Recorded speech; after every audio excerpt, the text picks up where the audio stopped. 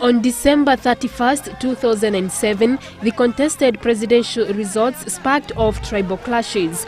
Its spillovers in loss of lives and property lasted for 59 days, and by the 28th of February 2008, there were 1,500 deaths and over 600,000 internally displaced persons. As we approach the 2013 election year, a group of young people have come together to sensitize Kenyans on the need for a peaceful coexistence. The I Am Kenyan project is a globally backed and Kenyan-driven awareness campaign that aims to promoting peace, harmony and patriotism during the forthcoming general elections, primarily through photography. And so we set up our Facebook page and website and started collecting photos of different individuals holding up the Am Kenyan placard in black and white to symbolize that they're ready to break down any boundaries that may be used to separate them. And funny enough, we received now a bigger global response. So we had people sending in their own Am Kenyan photos from North Korea, from the USA, from London. And so we received a huge response globally, and so we thought, why not bring it back home? And so that's exactly what we did. That's when Sophie recruited us and said, let's start the Am Kenyan project.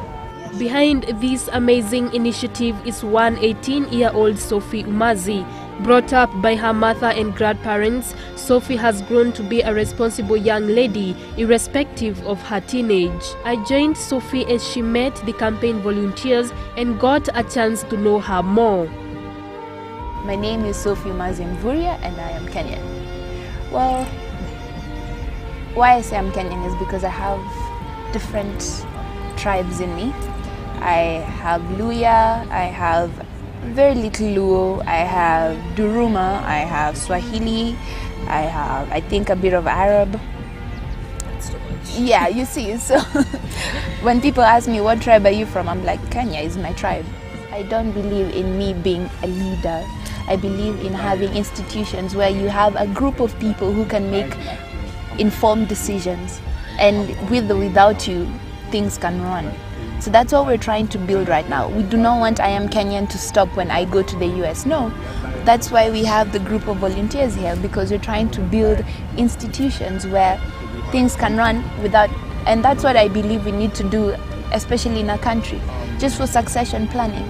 You know, we need to build institutions so that when the new government comes into power, when a new CEO comes into power, it's very easy for them to take over, because the systems in place are, allow these things. So it's very interactive. Like, the whole group makes decisions, the whole team makes decisions, unless it's a very important decision. Having been affected by the post-poll violence in 2008, both directly and indirectly, Sophie does not wish a repeat of such a horrible experience ever again. This is one of those major reasons that propelled her to start the campaign, hoping that Kenyans will stop perceiving each other along tribal lines, but as one Kenyan family. One day I remember I was met by a group of people who thought I was Kikuyu, but I have very many blood, so much blood, because I'm light-skinned, and they were like, we're gonna kill you, what, like, where are you from, you have to do this. And like, really, I did not care about, but I was like, you're judging me on my skin, and on you want you're trying to incriminate me for not being a particular tribe. That does not make any sense. So really, what I was able to get out of that situation, luckily. Let's not go into details, but either way, I was just really pissed, and I was like, this cannot happen again. And then I also had friends who died.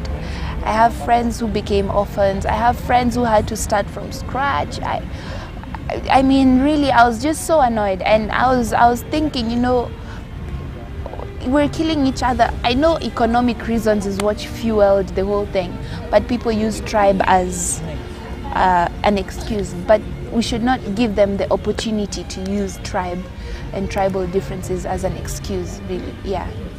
The enthusiastic teenager loves art and wishes to further her studies in music in the US. She acknowledges that art, be it music or photography, is a powerful tool to disseminate a message. This is why she chose to use photography in the campaign. I'm passionate about music and the arts, hence the campaign is very artistic, photography, music, what. And I think music is such a strong tool in trying to bring people together. And right now the music industry is in shambles. I've worked a lot with people and I've interacted a lot with people in the industry, and the things they tell me, I personally believe Kenya has so much talent, but we're not using it well, and that's why people are fighting. And that's why people are fighting for resources, because they have to resort to other means to make a living, yet they cannot execute their talent. So really, music business is just going to be an avenue for me to launch.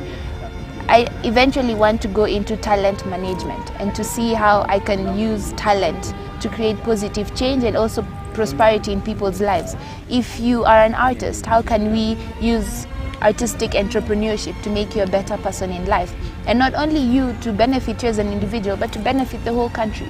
Sophie is definitely willing to do whatever it takes to see a peacefully coexisting Kenya's community during and after the elections. She wishes that Kenyans, both at home and in the diaspora, see themselves as one rather than identifying themselves along ethnic lines.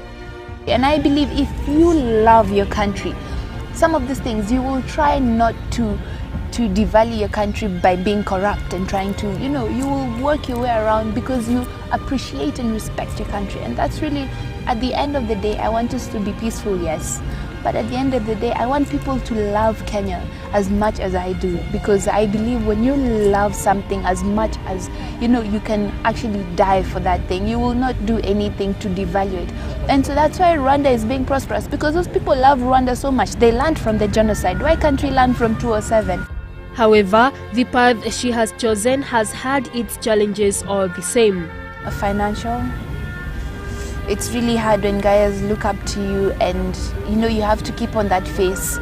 You're like, we're gonna do this, we're gonna have this much, we're gonna take it to the next level, but you have no money. And you have to try and communicate that optimism, but also be realistic. That has been quite a challenge. Another challenge is just I've lost my social life, let me be frank. And sometimes I try and see how I can gain it back, and try and also do good to my country, because face it, I'm still a young person. I need to enjoy life before, and so it's just trying to balance the two and not let my team down. But she is not willing to give in until her dream becomes a reality. I don't know why people keep on saying you're so young. I don't feel it. I think this is the right age to do things in life, because at this age you are allowed to make as many mistakes so that you learn from them, and by the time you're older you're able to know this did not work and this will work. I feel nice. I don't know. To the youths, Sophie has this message to give. You don't have to build Facebook to see change. Just do what you can do in your little capacity to try and bring peace, or to try and see the change you want. And also, an advice I'd give them is, as we approach the election campaign, think about whether that 20 bob or that 1,000 bob or that 30, 50, whatever amount you're given is worth someone's life. And as much as you might not see a future right now for yourself, there is a future. And God has a plan for each one of us. And I'll just tell them just to, do what they love.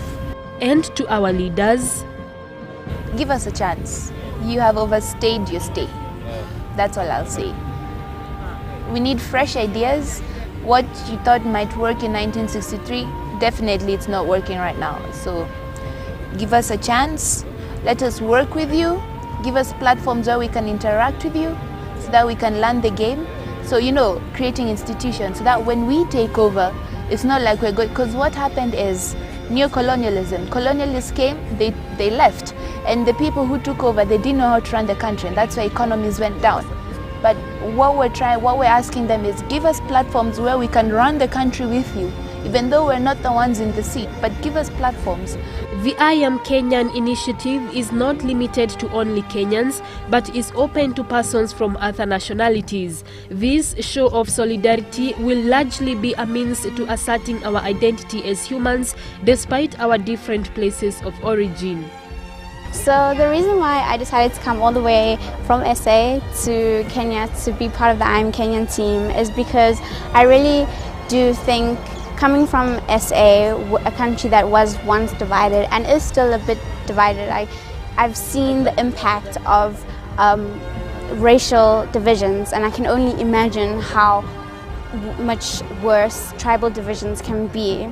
So I really do think that people need to start looking beyond what the other person is or what they aren't, and just focus on what we can be together. If I'm here from SA, what's stopping a Kenyan to take part in this initiative? Yeah. The young Kenyans who are evidently passionate about the initiative are gearing up to hold a peace march from the 11th of August to sensitize Kenyans on the need for cohesion, a forum they will use to hold leaders accountable for the country's peace. One thing that the unique thing about this day is that we as the I Am Kenyan team have drafted a pledge. And this is basically a promise that we want each and every individual that attends our event to sign, which is a promise that each individual will uphold peace and also avoid hate speech in the run-up to 2013 elections and after. And so what we want to do is actually have these members of parliament sign this, as well add the signatures to it, and then present these signatures to the office of the president, office of the prime minister, and any other presidential candidate. And so we want them to also append their signature, and it's a way of holding them accountable, is that this is a promise you made to Kenyans, and we're ready to hold you accountable for your actions after this day. Young, beautiful and talented, featuring Sophie Umazi in our Beauty and Brain segment, could not have been a better idea than these. Josephine Wawera, GBS.